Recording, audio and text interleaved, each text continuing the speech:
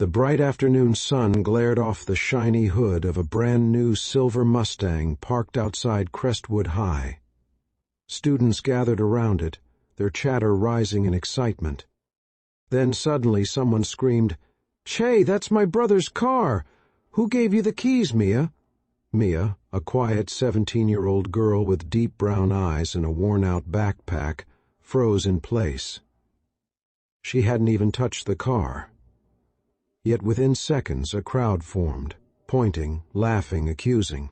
Before the truth could even breathe, her life was about to turn upside down. Soft pause, then narrator tone. "Hey everyone, welcome back to Same Blood Stories, where true human stories meet powerful life lessons. If you believe that kindness and truth always win in the end, hit that subscribe button right now, because this story will shake you." It started like any normal Friday at Crestwood High. Mia was walking home after her after-school volunteer shift at the animal shelter. Her shoes were scuffed, her clothes plain, but her spirit unbreakable. She'd been saving every dollar she earned to buy a small used car, something to make the 5-mile walk home a little easier. But today something strange happened. As she walked across the parking lot, 3 students, Lauren, Bryce, and Tyler, the self-proclaimed royalty of Crestwood, were huddled near a brand-new Mustang. Lauren, the ringleader, looked up and smirked. "Well, look who's here," she said, flipping her blonde hair. "And Mia, the shelter girl. Where'd you get that purse? From the donation box?" Mia sighed, keeping her head down. "Just trying to get home, Lauren." But Lauren wasn't done. She twirled a shiny set of car keys around her finger. "You see this? My brother's new car. Funny thing, it went missing for an hour this morning. Guess where it was found?" She leaned closer, eyes sharp. "Oh, right next to your bus stop." Mia blinked, confused. "Wait, what? I don't even know your brother," Bryce chimed in. "Sure you don't. Everyone saw you walking near the lot earlier." Within moments their voices grew louder, drawing attention. Students started pulling out their phones, recording, whispering. Lauren's tone sharpened. "Oh, and you think you can play the poor innocent act forever? You're just jealous you don't have anything nice, so you take what isn't yours." Mia's heart pounded. She could barely breathe. "So I didn't steal anything." Then, the sound of heavy boots. Officer Daniels, the campus resource officer, stepped forward. "What's going on here?" Lauren wasted no time. "Officer, we think she stole my brother's car." Gasps rippled through the crowd. The officer frowned, looking at Mia. "Is that true, young lady?" Mia's voice shook. "No, sir, I swear, I just walked home from the shelter." But Lauren wasn't done with her performance. She turned to her friends. "Didn't we all see her near the lot this morning?" They nodded, lying through their perfect smiles. And just like that, the story spread like wildfire. Mia's world blurred. Within an hour she was sitting in the principal's office, trembling. Her backpack had been searched, her locker too. Nothing. Still the whispers didn't stop. By the next morning the school's rumor page was flooded with comments. "Shelter girl caught stealing a car." And guess working with stray dogs teaches her how to steal. Mia's stomach twisted every time she walked through the halls. Even teachers gave her uncertain glances. That weekend, she couldn't sleep. She sat on her porch, staring at the stars, tears slipping down her cheeks. Her father, an auto mechanic who'd been struggling since her mother passed, put a hand on her shoulder. "You know the truth, honey. Let them talk, it'll pass." But deep down, Mia knew it wouldn't, not unless she proved them wrong. The next Monday, something unexpected happened. Officer Daniels showed up again, with another man in uniform, but this time he wasn't wearing a local police badge. His vest had bold letters across the chest, FBI. The students froze as the agent and officer walked straight into the principal's office.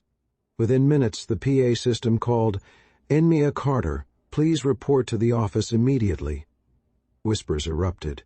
FBI? What did she do? As Mia walked nervously into the office, she noticed Lauren sitting there too, pale and silent. The agent looked up from a folder and said calmly, "Miss Carter, thank you for coming. I believe this misunderstanding has gone too far." He turned to the principal.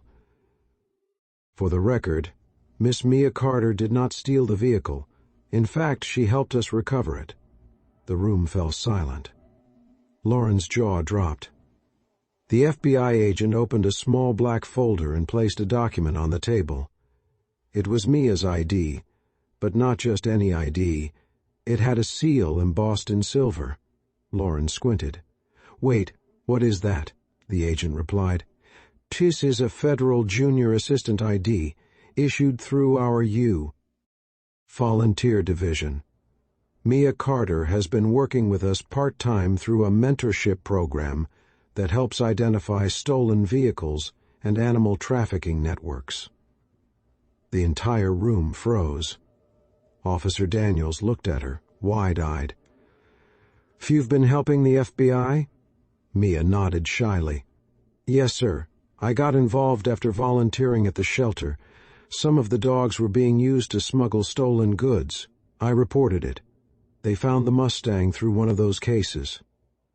Lauren's face drained of color.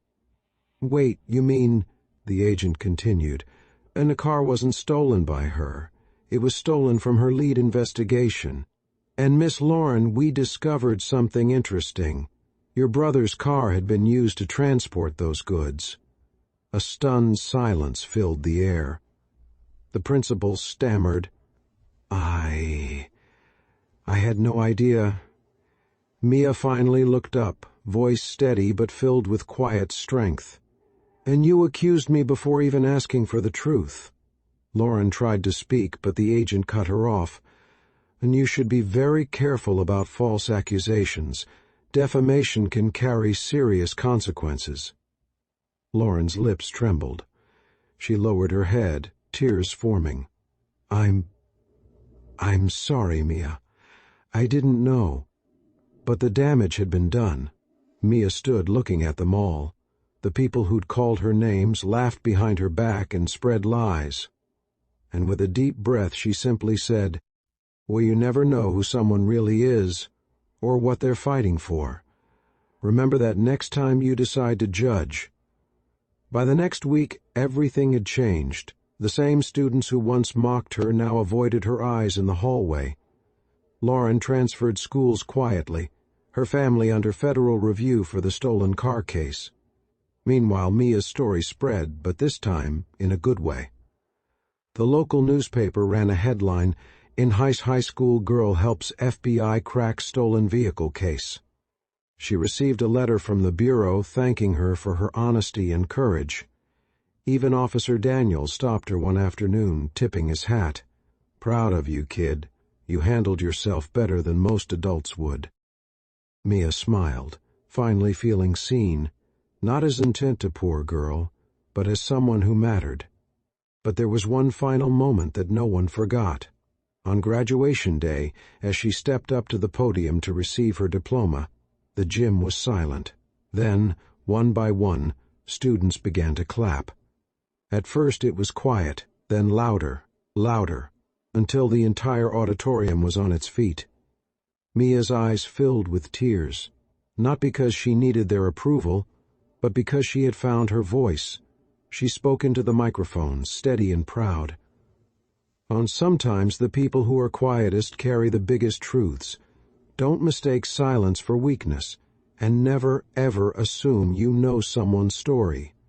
The applause thundered.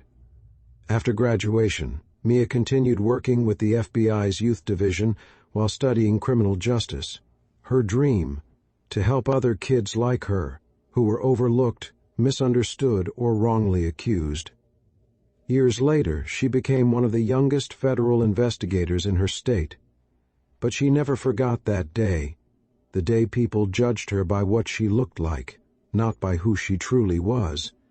Because for Mia, it was more than just clearing her name.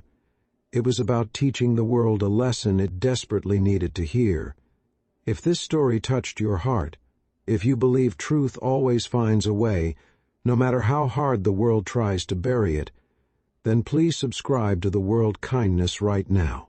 Every week, we share stories that remind you that compassion, honesty, and courage can change everything.